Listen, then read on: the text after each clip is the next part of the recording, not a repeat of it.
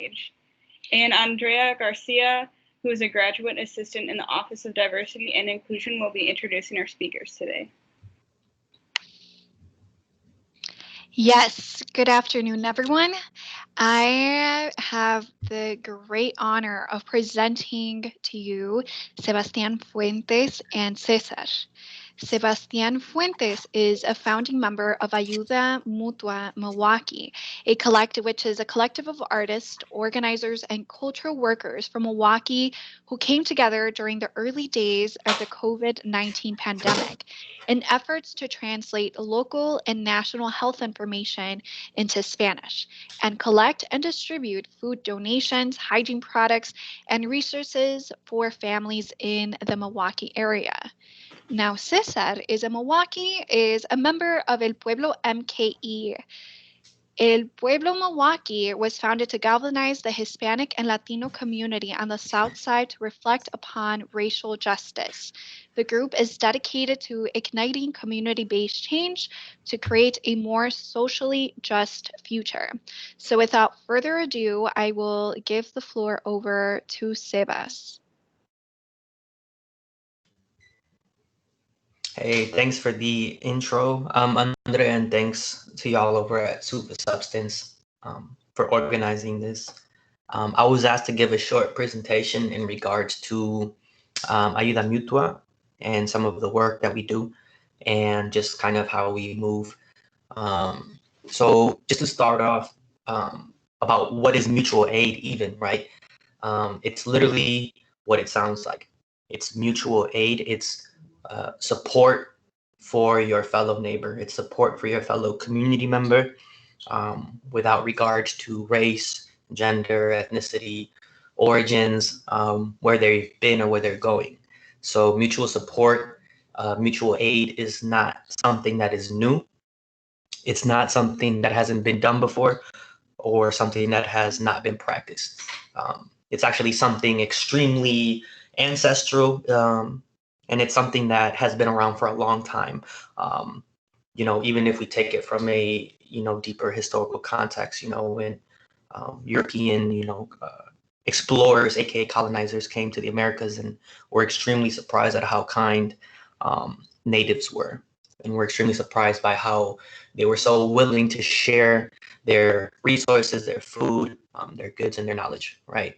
So this is something that has been passed down to us through our ancestors in terms of looking out for one another, making sure that we have each other's back, right? You know how you see on TV where the neighbor goes and borrows sugar from their neighbor. That's what we're talking about, but at a much deeper level. And so when talking about mutual aid, there's a simultaneous action that is going on, right? So through mutual aid, just through that act, there's a sense of rejecting the capitalist system at hand, right? That places the wellness of the economy over the wellness of the people, right? So mutual aid tries to combat that, divesting from institutions and organizations that do not invest in our people, that do not invest in the safety, that do not care about the wellness of the masses of the people of predominantly Black and brown folk, but just poor folk in general. And so mutual aid is essentially kind of what that is. It's structures put in place by community members for community members to support one another. Ours happens to be a direct service of food items and hygiene products and paper handouts and resources to our community. But it could look a lot of different ways. So that's kind of basically just a general outline of what mutual aid is, right? It's literally what it sounds like. And so the origins of the group began at the beginning of the pandemic. I would say probably late March is when things started brewing in terms of trying to create Ayuda Mutua MKE, which translates to Mutual Aid MKE. Angela Harris, who is a MPS teacher and just overall super awesome human being, put out a call for mutual aid groups and what that could look like in the city of Milwaukee. And so there's actually a North Side Mutual Aid group and a South Side Mutual Aid group that was birthed kind of from this idea and this kind of call to action. From there, fellow homie Janet Martin put out a post just asking for interest and who would be intrigued at starting a mutual aid group or trying to create a mutual aid pod in the community to support community members. And so this call to action was not something out of the blue. The seven folks who kind of co-founded Ayuda Mutua are all cultural workers, educators, cultural connectors, herbalists, teachers, artists. And so everybody kind of came together and just kind of responded to the needs of our city because once again, mutual aid models rejecting institutions that do not take care of us. So during the pandemic, we already saw communities that were most vulnerable being even more affected, right? It was exasperated, whether it be job security, right? We're talking about health. We're talking about food security, right? We're talking about access to viable resources and adequate resources. So these are all things that were already going on in our hoods and already going on in a lot of our communities. And so during this pandemic, the lack of action and lack of leadership from a lot of institutions and a lot of local, government bodies and government institutions again failed to look out for our people and failed to deliver when it's most needed. And so we kind of just tried to take it upon ourselves to plug a small hole, right, in terms of like all of the things that encompass these struggles for a lot of our community, and hopefully alleviate some of that struggle by providing food, right, and resources. And so that was kind of like the origin of the group and our mentality and mindset. And from then we've moved on kind of in a horizontal framework, meaning that all decisions are made collectively, meaning that, our community drives our work, right? They determine the work that we do. And so that's kind of the origins of the group in terms of just kind of a real grassroots kind of growth, right? And so after a while, people started kind of pulling up regularly. We would distribute food 2 times a week with donation days on the other ones. And so, things have evolved, and we're currently now over by at Bounce MKE at 2801 South 5th Court.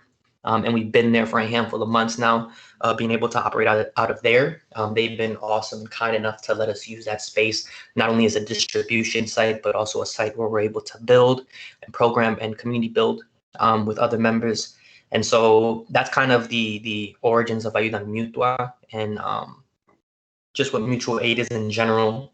There's a lot of things that I could touch on, but essentially that's kind of like an overview.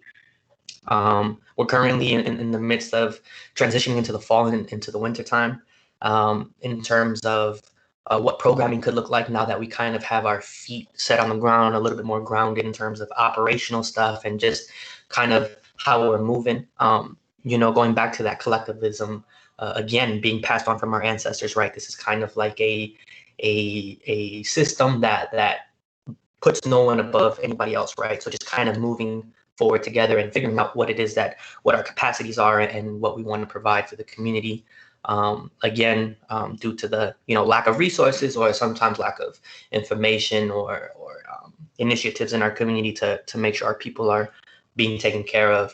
And so coalition building is something too that we value a lot in terms of our mission and whatnot. And so sometimes folks will reach out to us and want to do a story, and that's awesome and that's good to get our word out. But it's also something to keep in mind in terms of what is the purpose of this interaction? Will it help move the movement forward? It's not about camera time or about being out here on TV. It's about getting the word out, making sure that we connect with members from our community that is needed. And so, even just yesterday, we had a voting registration going on while we were distributing food. So just 16th Street, clinic came a couple weeks ago to buy recipes to families that they could make healthy recipes to families, that they could make at home based off of the food that was being given to them. So just little initiatives like that are things that we're trying to implement as well and continue to move forward with. And I'll wrap up with this. I get kind of sometimes long-winded just because I have a lot to say and pretty passionate about certain topics that I touched on.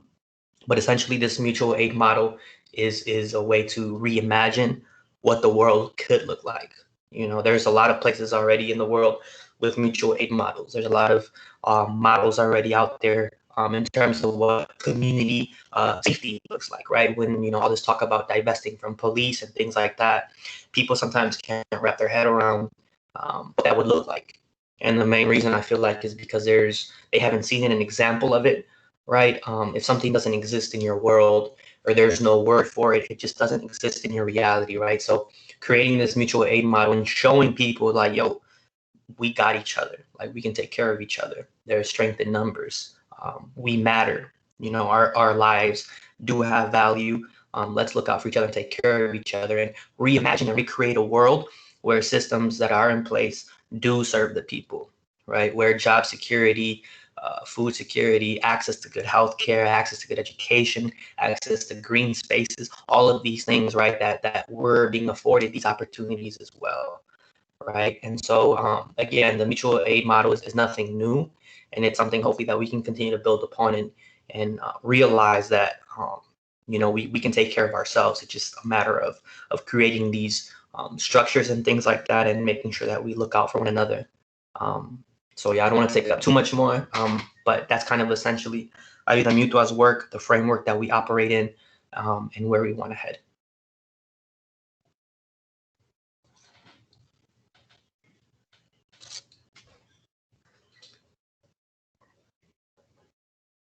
Okay, thank you, Sebas. And I see that, Marla, you have your hand raised. Yeah, I just had a question for you, Sebas, too. Nice to meet you. I don't know if I've met you yet. So I work at Marquette as a mental health provider, staff psychologist over at the counseling center. And one of the things that I serve currently as a chair of our undocumented student group, getting together faculty and staff to support work around immigration and our immigrant community too. And I know Ayuda Mutua had also kind of started kind of spearheading some support for the immigrant community too. So can you share a little bit about kind of that work and how that's ongoing? And just because I'm curious about how can it kind of bridge the gap between Marquette. We obviously have a lot of resources. Well, right. There may be access to a lot of resources. Right. Resources that, my responsibility as someone who's part of the community who is in a position of some influence, right, that can, help bridge these gaps to our community. So I'd love to hear a little bit about kind of the work with our immigrant community too. Yeah, no, I appreciate you bringing that up. That was a big reasoning for the trajectory that we took. A lot of information during the pandemic in the beginning was not being translated into Spanish. A lot of our community members were being left out. Again, like I said before, this is nothing new, right? And so we kind of saw ourselves first as just translating information and resources, and that kind of continued to evolve. A lot of our work when we first came out focused on realizing too where we are, where we're from, what our capacities are, right? Ideally, we would love to do a mutual aid pop-up for, the entire city. Obviously, we don't have the resources, the money, X, Y, and Z, right? So we figured where do we know we can really plug into right away, right? And so, just because of our backgrounds and organizing things like that, we were able to really create something out of nothing, and it's just been a beautiful thing to see. But providing, information to the two primary zip codes being 53204 and 53215. Sometimes, when we first started operating, people would pull up and be like, hey, do I have to show my ID, or do I have to sign something, or, say a prayer or do this or that? It's like, no, like, pull up, come here if you need something, we got you. If you don't need it, it's all good. If you know somebody, let them know that we're here. So it's been really cool to see the reaction of community members. Right, when they feel safe, they hear you speaking their language. They don't have to present any kind of documentation and things of that nature. To providing them information and things like that. That's where that real connection begins, and that's where real building begins, right? And like that relationship and that personal connection. So, as as time has gone on, that trust has really grown to a level that you can't really get any other way. You can't get it through sending out an email blast. You can't get it through a social media post. You don't get that. You feel me? So just in terms of organizations and stuff, doing outreach and this and that, like, I mean, being on the ground is, I think, for from my perspective, is probably the most valuable way to connect, right? And a lot of times it's just a matter of, like, sometimes not even being aware, our community members not being aware of, like, what is available to them, right? And that's for a lot of different reasons. And so just trying to, like, bridge those gaps to a certain degree. Obviously, we're not going to be able to touch on everything, right? But that small interaction that we have with them, the las bendiciones that las señoras give us as they're getting their food, that to us is way more valuable than what any organization or any entity, will offer us. You know what I'm saying? You can't pay for that. And so, yeah, just being able to connect with community members that way, building that trust, has really enabled us to get our reach out. You know what I mean? And people who really need it pull through, and we're able to deliver for them. And it's been awesome. And like I said, hopefully this serves as a model and as a way to really enlighten the consciousness of having each other's back and looking out for each other, and realizing that a lot of institutions and structures put in place, like, they're operating perfectly well in the sense that they're not made for us. They're not made to serve us and to help us, even at Marquette U, those institutions were originally not made to serve us. You know what I'm saying? So just kind of deconstructing it and moving forward. But yeah, connecting with just on the ground with folks and providing information and stuff, I think is huge in terms of building that trust. Another thing I wanted to mention, I wanted to shout out Janet Martin as well, who, talking about undocumented community members, created a Undaku Fund, which was inspired by other folks doing that in other states. And so we were able to have a fundraiser for undocumented families where they would get a stipend to, no kind of restrictions on where they have to spend it. They could spend it on utilities or rent, and so that was one initiative that we specifically did for that in particular. And it was awesome to see members plug in that way. Thank you. No problem. Yes, thank you, Marla, for the question, and thank you, Sebas. And now I would like to invite Cesar from El Pueblo MKE to tell us a little bit more about the organization. Hi, good afternoon. Thank you guys for having me. I'm Cesar. I'm a member of El Pueblo MKE. I'm an organizer here in the south side of Milwaukee, and very active in the community. And as a part of El Pueblo, so I came here to talk as a part of El Pueblo. And what we are is we were a really grassroots organization. We began as individuals looking for bring our Latinx community around the Black Lives Matter movement, specifically.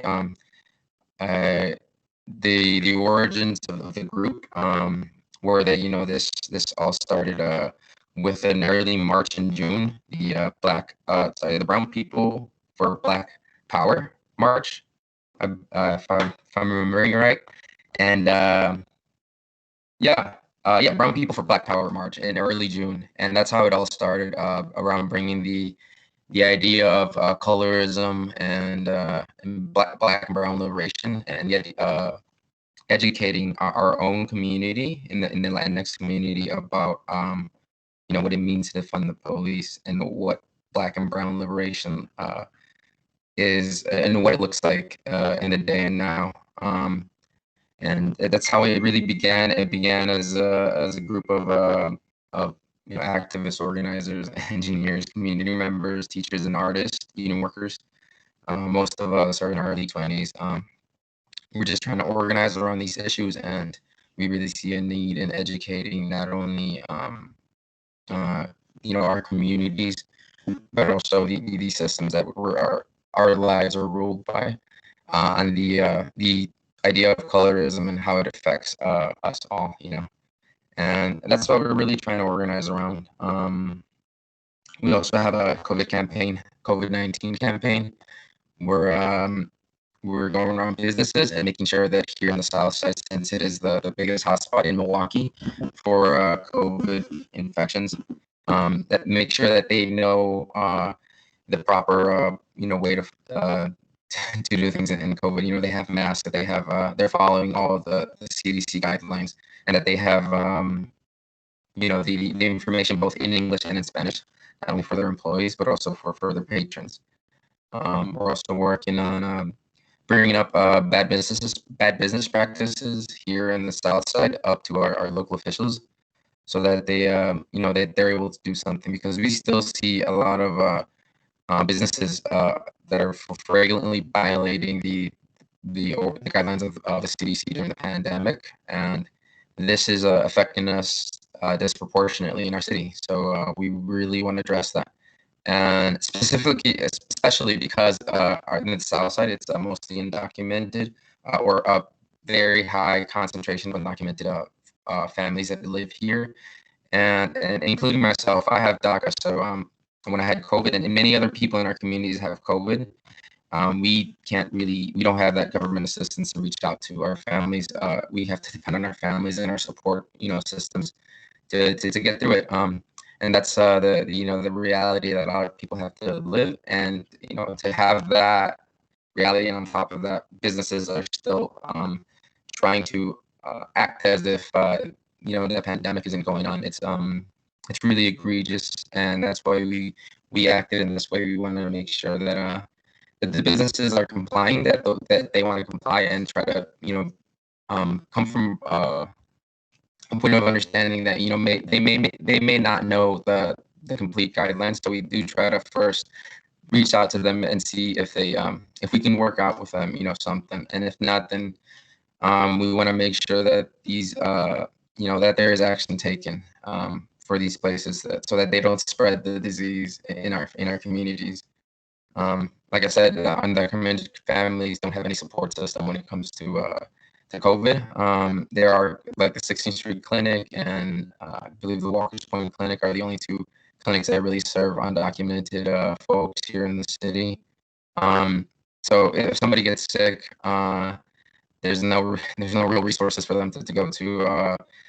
It's choosing to either go to work with COVID or staying home and not being able to eat, and that is the sad truth of a lot of people who are undocumented in the city. And that's another reason why we want to organize. We want to make sure that we put pressure or pressure needs to be put, or create these funds ourselves, like Sebastian said with Ayuda, Mutua. We really need our community really needs these resources, and if politicians and other organizations are going to move, we want to be there and fill in that void that is left there. And we also have, like I said, an education campaign about trying to educate our community on colorism and what that looks like in our own communities. We also have a lot of demands on, along with Black Lives Matter protests that have been going on since George Floyd, Breonna Taylor, and here in Milwaukee, Jay Anderson, Alvin Cole, Antonio Gonzalez. We demand justice for them all. For Dontre Hamilton, and there's countless other names that we demand justice for them. So we also want to push for CPAC, which is a community police accountability committee. So that would mean replacing the fire police commissions, dissolving it, and replacing with a community control of police, a body that would be publicly elected by the community, that truly represents the community. And that's what we want to see. We want to see our community police ourselves, because as it is now, we know that a lot of these police officers are not from our communities, and that's it's a disconnect that really creates a lot of conflicts in our community. So we see this as something that we desperately need to have in our city. Another couple of demands is that we demand that Joseph Mensah be fired, convicted, and prosecuted for the 3 murders of Alvin Cole, Jay Anderson, and Antonio Gonzalez. And same goes for Officer Michael Marioli here in Milwaukee, who murdered Joel Acevedo in his home. So that's some of the demands we have when it comes to and we're still learning when it comes to the some of the abolitionist work and the Black Lives Matter movement work. We're still trying to learn and educate ourselves because this is something new in that Latinx community. And we're trying to bridge that disconnect of the same systems of oppression that are oppressing Black people are oppressing ourselves, are oppressing our people. Like the cops that shot Jacob Blake in the back 7 times in Kenosha are the same cops that are stopping our families when they go to work, just because of they're going to work just because they don't have a driver's license. So we're trying to bridge that gap and trying to make that understanding that we're fighting the same systems of oppressions. So trying to unify our entire community around that, wherever you may come from, Black, brown, documented or undocumented, or LGBT. We're trying to bring that understanding and and trying to have some intersectionality within our work, because it's very important for us to understand as a community that all our voices matter, all our perspectives matter, and that we want that to be heard. Yeah. The other demands we have around the police is we demand a path to, oh, sorry. We also have other demands. Just as an organization, we demand a pathway to citizenship for all who are here in the United States, irregardless of how they got here, or any of that. We demand justice for the victims and families of state-sanctioned targeted violence. And yeah, that's I think that's about all we have. Those are our demands. We've been very active in marches. The group of Pueblo has helped a group of mothers with the march to raise awareness around the Vanessa Guillen murder, between and the exploitation of Black and brown people in the Army. So we try to we do try to work with an intersectionality of all oppressed groups, not only here in Milwaukee but in the world really. And we're just trying to bridge that gap within our own community and try to have some understanding and some education on that. So I don't know if I missed anything. If you guys have any questions, yeah.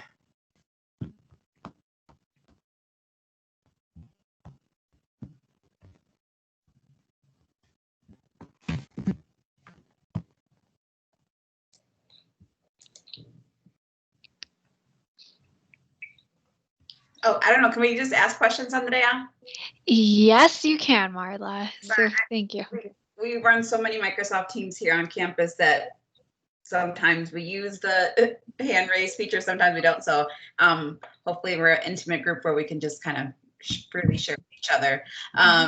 So Cesar, I was curious about, you were talking about working with some of the businesses there on the South Side. I know one area that I particularly saw early on in the pandemic was some of the businesses, the grocery stores doing some price gouging, right? So one week the limes over at El Rey were like 10 for $1, and then the following week they were like 4 for $1, right? So even the price gouging that absolutely affects the community in sense of these are the foods that we need, and when companies, I understand companies are businesses too, they're trying to make their profit and stay afloat, yet when it disadvantages the community members, that's where I always worry about how much is that also impacting as well.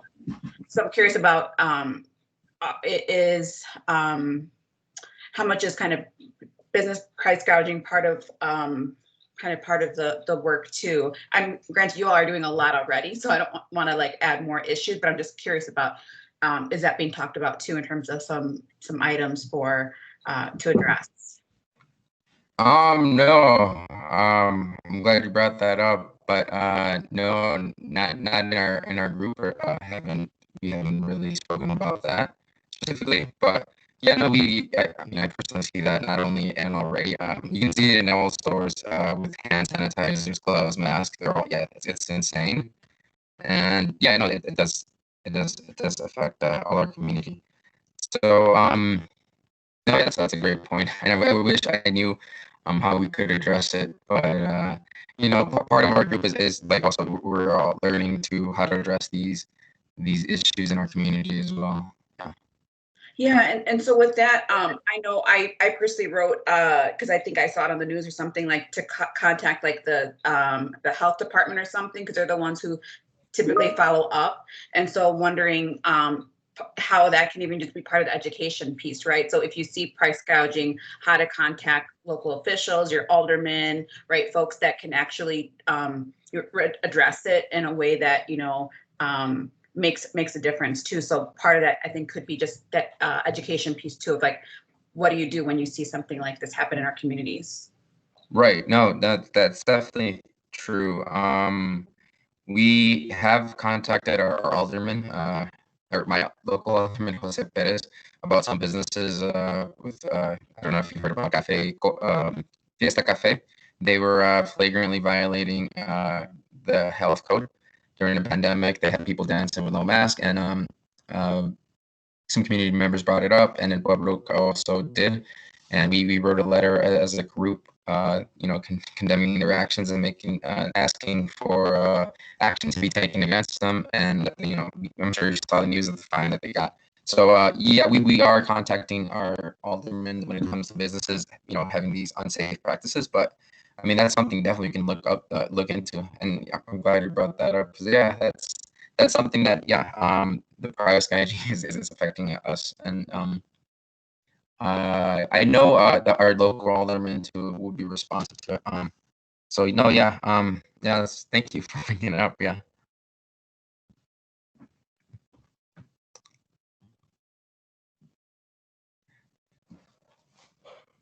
Sorry, there any more questions about the group and like our activities? We like I guess I should talk about more how we do like our COVID campaign. We do like ride arounds around the city where we drive around businesses or like bars at night to make sure that they're complying with the health code. And we've seen a lot of bars here on the south side who are still not complying, and some of them have started slowly to comply. So we're seeing progress, and that's great.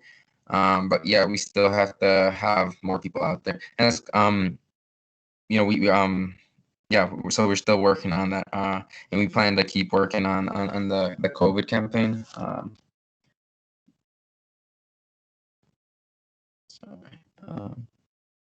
We also have another list coming up. Sorry, our future plans. We're looking to develop and hold workshops in our communities to educate ourselves on how to politically and how to address anti-blackness. And yeah, we also have a mural remembering the lives of Alvin Cole, Jay Anderson, and Antonio Gonzalez. And we're continually seeking new ways to collaborate with other organizations both from the north side and the south side. So if you guys have any other questions, I'd be happy to answer.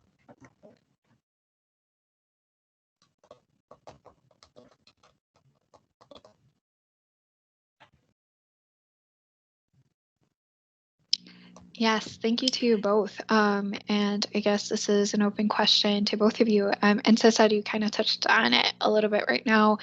Both of your initiatives began during COVID. What are kind of your plans going forward? And then just kind of like then around just as the presidential elections are coming up, how is that going to look like? And just really, what are your plans moving forward during as COVID continues and like post COVID?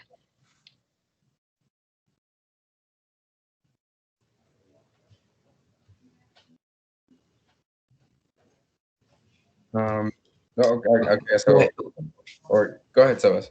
No, you go ahead, bro. I'll go after you. So for Pueblo, I guess would be to keep working on the COVID campaign, trying to bring these businesses to comply with the CDC health guidelines and making sure that our communities have the resources they need. I personally want to push for vouchers from the city as they did in LA, having checks to the undocumented people who cannot, who have no other assistance when they get sick during COVID. So that's something I would really like to push for. We have two Latinx members in our city council, Jocasta Samarripa and Jose Perez. So if they're watching, I hope they do something about it and they act. And they really, they say they're about the community and they're for the community. So, let's see that action put to paper. And I would really love to see something like that. Besides that, yeah, we're just going to continue to work as a group, however we can, bringing these businesses of bad practices up to light, and all these bad practices too of price gouging. So thank you for bringing it up. But yeah, hopefully, we'll be doing more in the future about that. Yeah, just like Julio Cesar said, man, like continuing. It's not like, oh, the elections are coming up, like let's do this work, or oh, the elections are over, like the work is done, right? This is something that we've been organizing. So it's interesting, like a lot of these orgs reaching out to Ayuda, who has no government funding, has no official sponsor, it's just all volunteer based, nobody on payroll, and you have these big entities and organizations and stuff like reaching out, right? It kind of lets us know we doing what we need to be doing, but it's also kind of like there needs to be something that we can receive from this transaction as well, so we can continue doing the work that we do, right? And so it's just interesting to see that. But in terms of what we want to do moving forward is like continue to reimagine what our communities could look like, right? Divesting money from law enforcement and putting that into our hoods, whether it be through mental health resources and food security and stipends and all these different things, and affordable housing and proper green spaces for young people, and programs that actually support folks who were recently incarcerated and things like that. There's a lot of layers and stuff. And so we also understand that we're not going to be able to cover everything, right? This is why it's so important, like at Pueblo, what we're doing, other orgs, that coalition building in terms of just kind of creating a united front, right? Kind of like the Rainbow Coalition, back with Huey P. and them and the Black Panthers, and the young lords and whatnot, and a lot of things that we want to do is programming for our community. We want to, which we've already done, but we want to be even more intentional about it, right? So whether it be like a street medic training, whether it be a place to host art, to create political education, and to create art and murals and posters and things and banners to take to different demonstrations and things of that nature. But yeah, going into the future, obviously, we would like to have some kind of space where it's a permanent space where we're able to continue to do our work. But we also realize that things evolve, things change, and just being ready for that, right? Even with like the pandemic, like things evolve, pop out of nowhere and things like that. And so we want to continue to try to be a force in the hood in terms of knowing that people can count on us, but also like continue to build off of that, right? Talking about calling out like local officials, calling out local leaders when they're not doing what they need to be doing, or when they're not responding to the needs of the community, right? And they're not lending an ear. And so we definitely see ourselves as an ally to that, and continue to work towards liberation for Black and brown people, right? And so yeah, continuing to just do that work. There's no like it is weird because people will ask like, what's in the future? What do you mean what's in the future? Like, we've been doing this, like we're gonna keep doing it, and if it for whatever reason it might look different in the future, but we're still gonna be plugged in, we're still gonna be active, we still gonna be finding ways to try to disrupt the status quo and try to disrupt these institutions and leaders that really don't represent us and don't stand up for us. And so understanding that, continuing to move forward with the model that we've been able to establish, and just continue to try to foment that community and that self-sustainability, right? Self-autonomy, self-determination in our hoods. So yeah.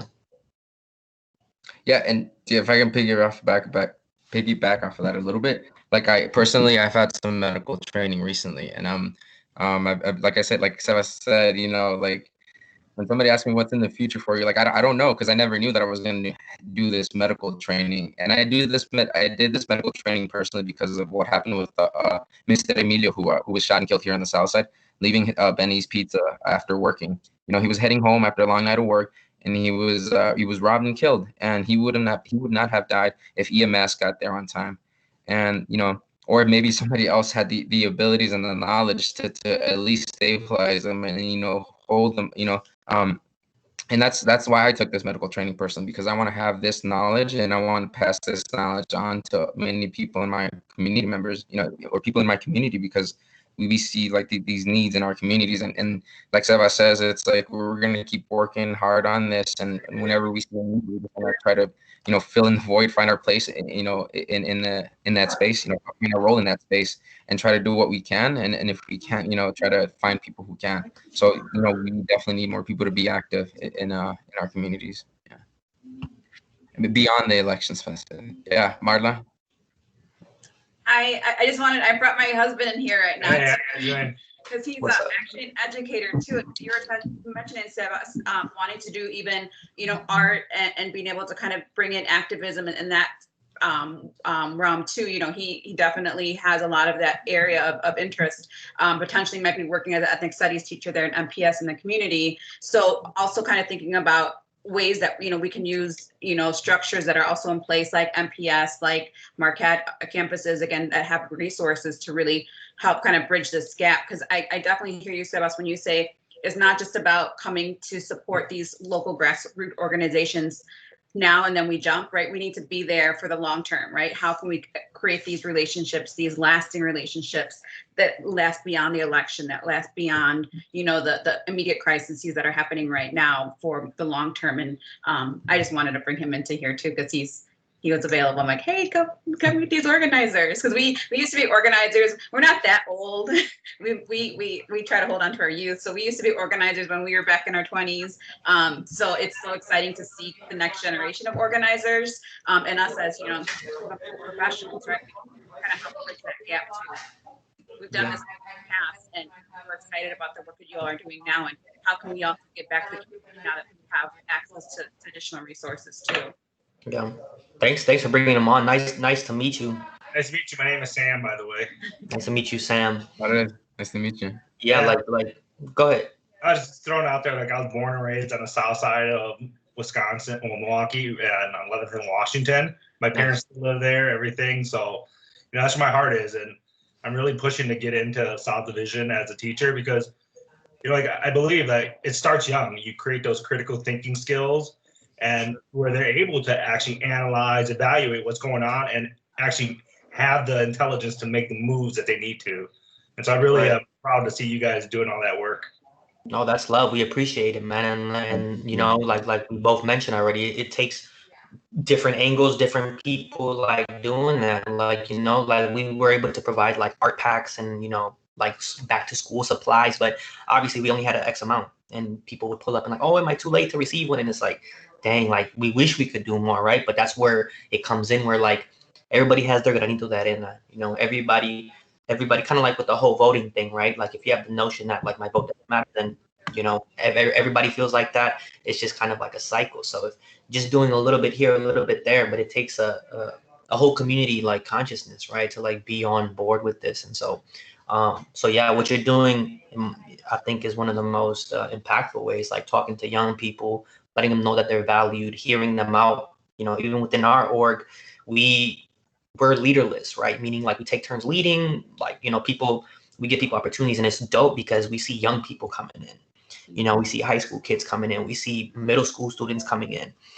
We see people who are, you know, senior citizens coming in. We see people from all, you know, different spectrums. So it's just beautiful to see that inside of Ayuda Mutua. Excellent. I think Bridget. Yeah.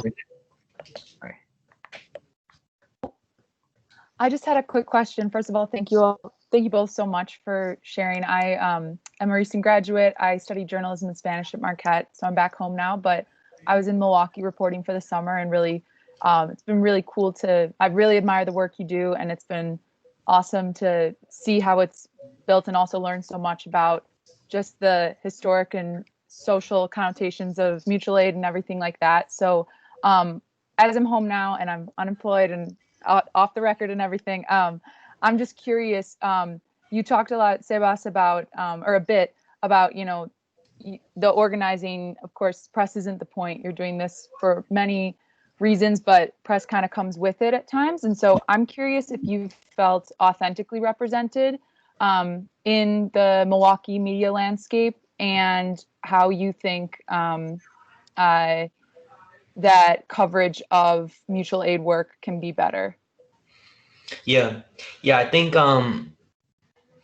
more often than not, our story is not translated correctly, right? And then, you know, especially when we first started, it was a lot of like learning, right, in terms of how to interact with media, making sure that realizing that it's a transactional exchange, right? Lots of times, you know, we've been approached like, hey, this would be a great opportunity for you. We need a story by 3 o'clock tomorrow, and this is like, dude, like, sorry, but no, like, you know what I mean? And it's kind of, you kind of get that vibe from you know, emailing folks or people that reach out. But I feel like we have been covered maybe once or twice in a way that I feel like kind of showcased what we are about.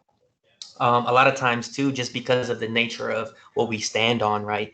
That oftentimes doesn't get shared, right? Like I remember, you know, when we shared this little short 30-second spiel, and at the end of that, you know, a member said, I happened to be the member, and I said, you know, love trumps all. Literally, that was like the last sentence I said, and that was the only part that they played, right? Leaving out about the, you know, lack of proper support, about instability, about our undocumented community, all those things were left out.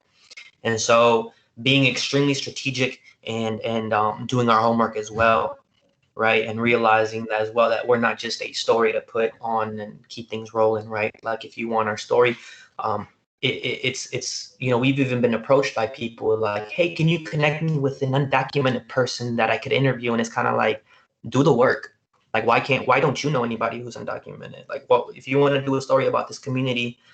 Why don't you know anybody in this community? Like, why aren't you plugged in? Their stories are very sacred, and so we try to move based on that, and again, keeping our people at the forefront of our mind, right? Like when we're doing stuff, you know, and just making sure that we stay true to why when we began, right, and the integrity of that, and so.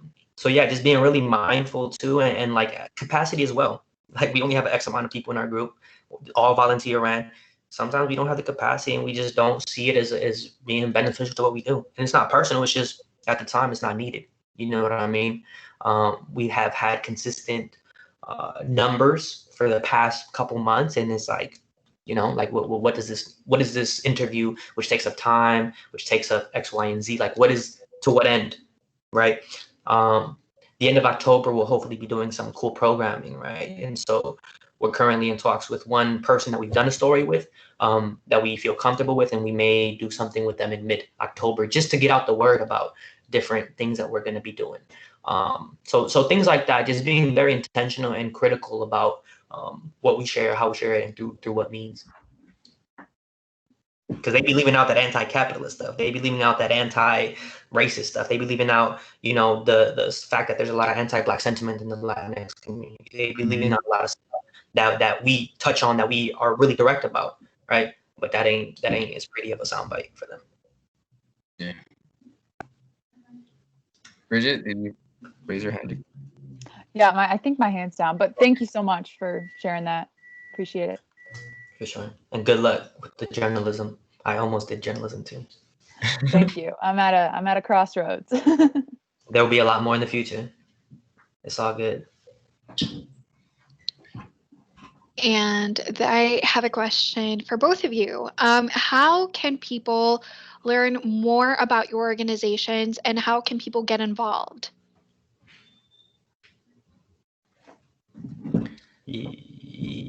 Go ahead, Noah. I was just doing that to see if you were gonna go in that. No. Pero yeah, you could find us on Facebook or Instagram at Ayuda Mutua, MKE. If you don't know how to spell that, that's really unfortunate. No, I'm just playing.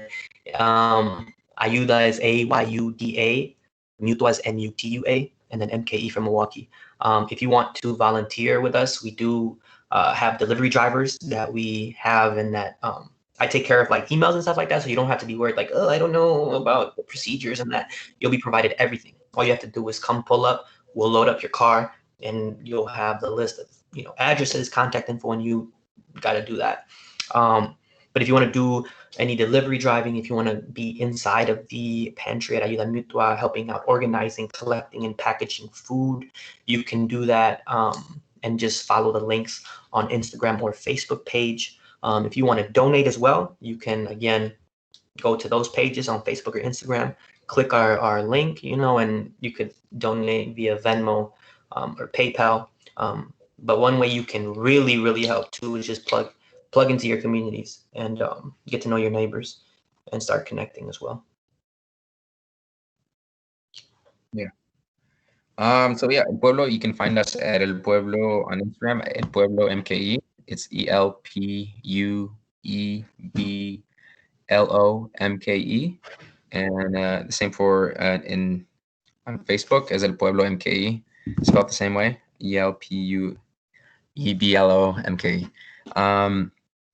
Yeah, and as to getting becoming active, I became active with El Pueblo. I literally met them in Kenosha during the Jacob Blake protest. So it's like even just going to protests, linking up with people, just getting to know them, talking to people that at protests or in your own neighborhood, just getting to know the groups that may already be active in your community, and something that you might want to do is something that a group may already be doing, and just learning, going to events, community, learning about what the organizations are involved and how you can help yourself, how you can yourself can help in that way, and yeah, it's just honestly just going going out there to go to like a trash cleanup for your community, or organize one with your friends if there isn't one.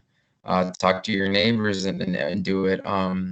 Yeah, go to a protest and talk to some like-minded people, and it's just socializing really, and it's a fun way to do it as well. To get active and learn more, and once you feel comfortable, join an organization, volunteer. It's a really fun. I've volunteered many times at Ayuda Mutua, and it's a blast. Yeah. Yeah. Just showing up is half the battle. And like Julio said, man, like I know Julio. He comes to volunteer. I know him through at Pueblo. Like we know each other through that. You know what I'm saying? So it's just like pulling up for each other, and like Julio said, that's fun, man. Being with like-minded folks, we be playing music in the pantry, do a little two-step cumbia dance, packaging, like you know what I'm saying. Like we're people too that enjoy and need to create joy as well, right? Within the work. So last thing too, speaking of pulling up, if you or somebody does need like a care package or food or something specifically or particular, feel free to either pull up on Tuesdays anytime from 5 to 7 p.m. at 2801 South 5th Court, or just shoot us a message on Facebook or at our email, and we'll try to plug you as best as we can. Yes. Well, muchísimas gracias, Sebas and Cesar. We really, really appreciate your time and letting us know about both of your organizations. So I do want to say that this is time for everyone joining us today. Soup with Substance is held every Wednesday from noon to 1. So the next Soup with Substance will be on October 17th. Same channel, and it will be on the topic on October 7th will be on National Coming Out Day. So thank you for joining us both, and please check out this talk on Soup with Substance, and along with the links to both of their organizations' websites. So thank you so much for joining us today, and hugs to everyone. And yes. Much appreciation to you for facilitating so smoothly. Yeah, thank you guys for having us. Much love. Cuídate,